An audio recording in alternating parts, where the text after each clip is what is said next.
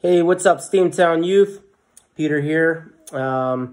Crazy stuff going on, obviously. That's why we're going to be starting to do videos like this through our new YouTube channel that Jason Matthews set up. Thanks, little shout out to Jason there. Appreciate it.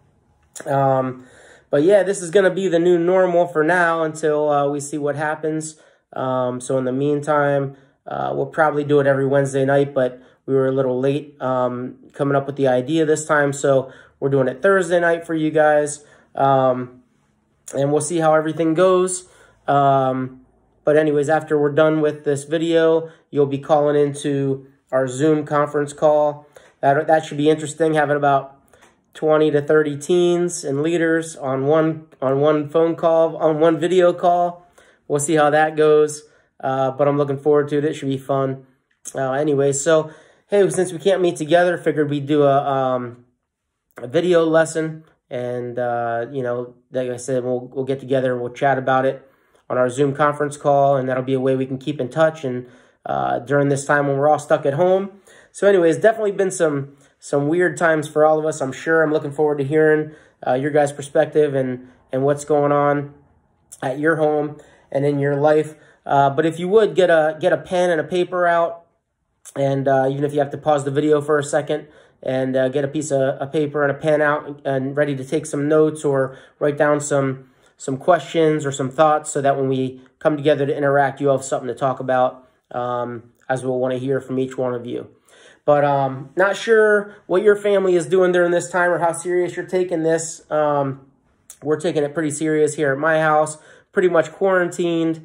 You know, we have to go out. We go out if we have to, but other than that, trying to stay home and do our part to be part of the solution, you know, and not spread this thing if we happen to get it. But, you know, we're taking it pretty serious. So stuck at home, can't visit family and friends, not sure what things will be like in the next few weeks. So a little bit of uncertainty. Hey, I don't know, maybe you're happy because you don't have to go to school, and maybe you get to play video games all day, or maybe not. Maybe you're just sitting at home going crazy. And I could just see Nate Wilson banging his head off the wall in his bedroom, just wishing he could break free. But anyways, so you know, what I want you to do is take a minute here. Like I said, you could pause the video, even write down some of the emotions that you felt over the past week. That's what's so funny about it, is that we've really only been at this for a week or less. So I'll be curious to see what happens if this goes on for a few weeks or a month or more, how everybody is feeling after that. But anyways, so, but, you know, being home got me thinking about the Apostle Paul and how he was stuck in a jail cell. And we're not talking about modern day America jail. We're talking about, you know, modern day America jail with cable TV and 3 meals a day and temperature controlled cells, you know, heat or cool, whatever it might be. We're talking about chains. We're talking about dungeon style type of deal. And I mean, just think about, could you even imagine that? Could you imagine just being stuck in that kind of place? Especially, and not only that, not knowing if he was going to live or die for, and he was in there because he believed in Jesus. That was it. He was in there because he was telling people about Jesus, and he got put in prison for it. And he might have gotten sentenced to death for telling people about Jesus. So I just couldn't imagine being in that type of situation. But that's what the Apostle Paul was up against when he wrote the book of Philippians. And so if you want to take a minute and turn to the book of Philippians chapter 4, verses 10 through 13. We're just going to read 3 verses. That's it. We're going to keep this thing short. But yeah, pause the video if you need to. Get a Bible. You need to get a Bible. You need to open it up. You got to see it for yourself, okay? It's just important. The Word of God is so important, and you guys need to see it for yourselves, not just hear it from me. So yeah, pause the video, open up the Bible, Philippians chapter 4, verses 10 through 13. And I'm going to keep going here. You can start the video back up once you find it. But, you know, the context, there's a lot of stuff going on that in the book of Philippians. But the context in the passage that we're in tonight is that, like I said, Paul's in prison, and the Christians, the churches in the city of Philippi have sent him some gifts because the jails didn't take care of all your needs like they do now. So these people sent him some gifts. You know, I think they sent him like, I think maybe a coat. They sent him maybe some food. Who knows? I don't know what they sent him. They sent him some provisions.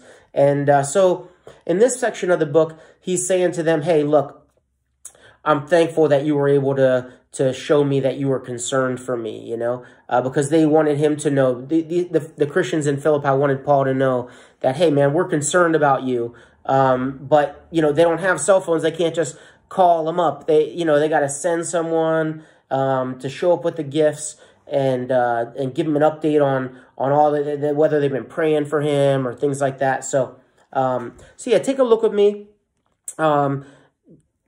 Chapter 4, Philippians, verse 10.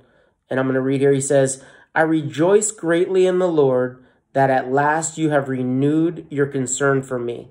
Indeed, you have been concerned, but you had no opportunity to show it. So he's saying, listen, I'm just glad that you were able to renew your concern for me. And he goes, I know you already had concern for me, but you just didn't have an opportunity to show how concerned you were. And I'm just thankful that you had the opportunity, which is kind of funny because Paul's the one in prison, right? And he's just thanking God that they were able to show their concern because he knew that made them feel good and it benefited them. So he's Paul's just such a selfless guy. And then he goes on to say, I am not saying this because I am in need, for I have learned to be content whatever the circumstances. I know what it is to be in need, and I know what it is to have plenty. I have learned the secret of being content in any and every situation, whether well-fed or hungry, whether living in plenty or in want.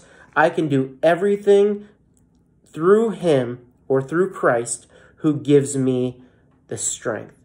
I mean, wow, it's an amazing passage.